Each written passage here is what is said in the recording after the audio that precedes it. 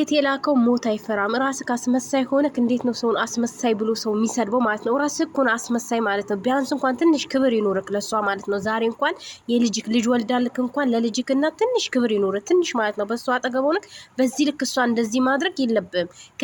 ከነ ሜሪ ጋር የሆነ ችግር ሊኖርብህ ይችላል፣ ግን ከሩታ ጋር እንደዚህ እሷን ማንጓጠጥ ለሷ ትንሽዬ ቢያንስ ትንሽ ክብር ሊኖርክ ይገባል ማለት ነው። ኤርሜላ ተነካች ብለህ በዚህ ለሚስትክ እንደዛ ብትከላከልላት ዛሬ እዚህ ደረጃ ላይ ላልደረሳችሁ እንደዛ ብትከራከርላት ማለት ነው። እንደዚህ ብትቆምላት ለትላንት ለመጣ ከኋላ የመጣ አይና ወጣ አይደል የሚባለው? ትላንት ለመጣ ሰው እንደዚህ እና ደግሞ የሆነ እንደተፈላጊ ሩታ ተዩ በቃ የምር እናንተ ራሱ እሷን እያስገመታቻት ነው። እየጠራችሁ እሷን ጎትታችሁ አታምጧት። በቃ ይቅርብሽ እንዴ! ምንድን ነው እንዲህ እየተባለች አልፈልጋትም እየተባለ እናንተ ጎትታችሁ የምታመጣት ለምንድን ነው? ቢያንስ ክብር ይበልጣል እኮ ከምንም ነገር ማለት ነው። ከምንም በላይ እንዴ በወዶ የያዘችው ልጅ እኮ ነገር ሲወለድ አባቱ መሆኑን ካመነ በቂ እኮ ነው። አባቱ ከሆነ ማለት ነው እንዴ ግዴታ እሱ አርግዛውም እሱ ማመን አለበት ማለት አይደለም።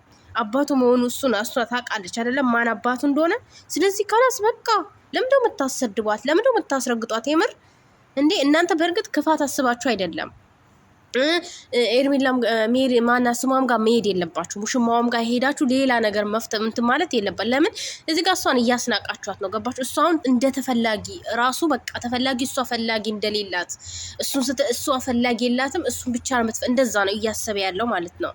እናንተ ደግሞ ያንን መረዳታ ተውት፣ በቃ ተውት፣ ለራሱ ተውት።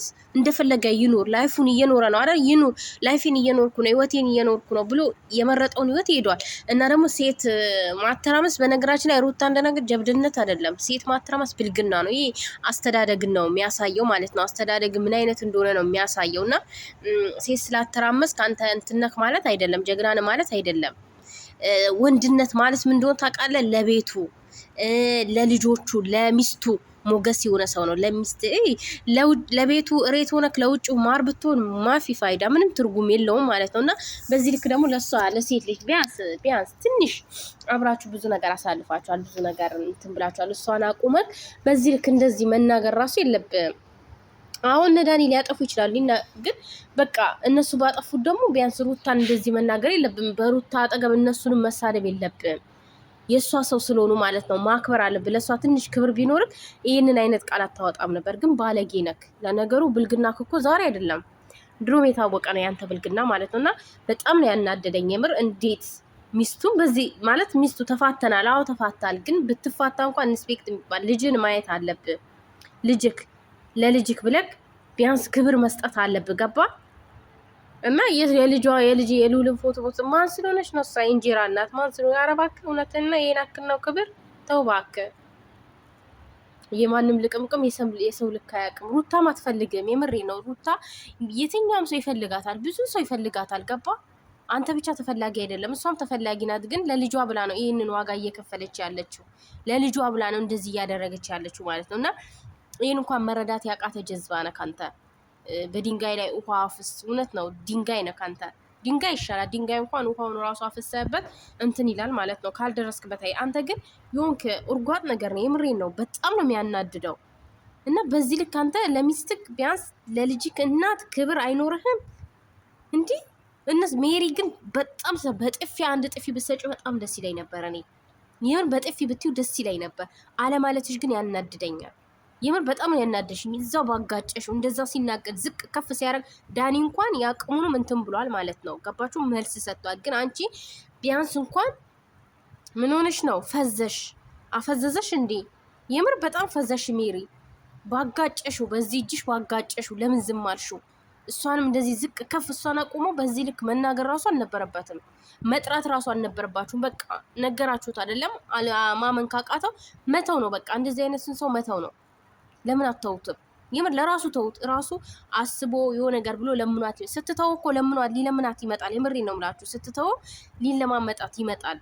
እሱ ደግሞ ሲተዋት እሷም እንደዛ። በጣም ግራ የሚያጋቡ ሰዎች እኮ ናቸው። ለራሳቸው ግራ ተጋብተው ሰውን ግራ የሚያጋቡ። እና አብርሽ ግን በጣም አስመሳይ ነክ፣ በጣም ማለት ነው። እና ሰውን አስመሳይ ብለህ አትስደብ። ምክንያቱም አንተ አስመሳይ ስለሆንክ ማለት ነው። አንተ አስመሳይ ሰው ስለሆንክ አስመሳይ ብለህ መሳደብ የለብህም። አስመሳይ ሰው እንዴት ነው ሰውን አስመሳይ ብሎ የሚሳደበው? የምር እኔ ዛሬ በጣም ነው የተናደድኩት። በጣም በዚህ ልክ እንደዚህ ማንጓጠጥ እንዴ! ሩታዬ በቃ ይቅርብሽ። እንዲህ ወንድ እኮ አልጠፋም። ይቅርብሽ፣ በቃ የምር ይቅርብሽ። እንዴ በዚህ ልክ እየተሰደብሽ እንደዚህ እየሆንሽ ዝቅ እያደረገሽ ራሽን ዝቅ አድርገሽ ለምን እንዴ? በጣም ያስጠላል። በጣም የሚደብረው። ያ አግባ። ቀለበት ላልከው ደግሞ ሰር ቀለበት ምን ችግር አለው? ሰር ቀለበት ማሰር ብርቅ ነው እንዴ? ለአንተ ብርቅ ነው?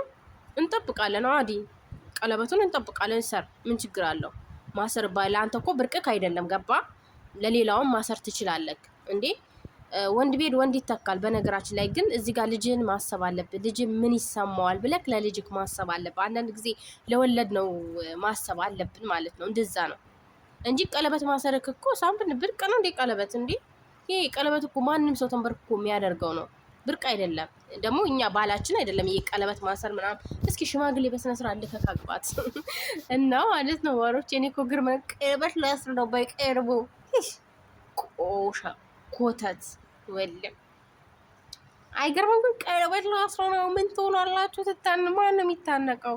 አንተ ስላሰርክ ቀለበት ሩታ ናት የምትታነቀው ወይስ ዳኒ ነው የሚታነቀው? ምን ይሁን ብሎ ነው የሚታነቀው? ለአንተ ቀለበት ስላሰርክ በጣም አስነዋሪ ነው። ንግግር ራሱ ያስጠላ። ፍንጥር ፍንጥር ፍንጥር ፍንጥር። በጣም ነው እንዴ ተፈነጣጠርከው? በጣም ነው እንዴ ተሰቃቀልከው እንዴ? ኧረ በእናትሽ ሩታ ተይው በቃ ይቅርብሽ። ይሄ ቢሄድም አይጎዳም፣ ቢመጣም አይጠቅምሽም። ቢሄድም አይጎዳሽም፣ ግን ቢመጣ ራሱ አይጠቅምሽም። የምር አይጠቅምሽም። ለምን ይጠቅምሻል? ለምንም ነገር የሚጠቅም ሰው እኮ አይደለም። የሚጠቅም ፍጡር አይደለም። ቢያንስ እንኳን ለአንቺ ክብር የሌለው ልጁን የማያስብ ልጁን የካደ ደደብ ሰውዬ አሁን አንቺ ይጠቅመኛል ብለሽ ታስቢያለሽ? ምንም አይጠቅምሽም። ምንም ሊጠቅምሽም አይችልም፣ ሊጎዳሽም አይችልም። አንቺ ግን የራስሽን ህይወት መኖር ለምን አቃተሽ ነው በቃ። በአጭር ቃላት እናንተም አትበጥብጧት። በቃ የራሷን ህይወት እንድትኖር ገፈፏት። ለምንድን ነው እየመጣችሁ እሱን እየጠራችሁ የምታሰድቧት? የራሷን ህይወት ትኖር በቃ። እሱም የራሱን ህይወት እየኖረ ነው። አንቺስ ለምንድን ነው የራስሽን ህይወት ማትኖሪው? የራስሽ ህይወት ሲባል እኮ ግዴታ ከወንድ ጋር አይደለም፣ ከልጅሽ ጋር ላይፍሽን መኖር፣ ሰላምሽን አግኝተሽ ላይፍሽን መኖር ነው በቃ። ግዴታ ወንድ መምጣት የለበትም።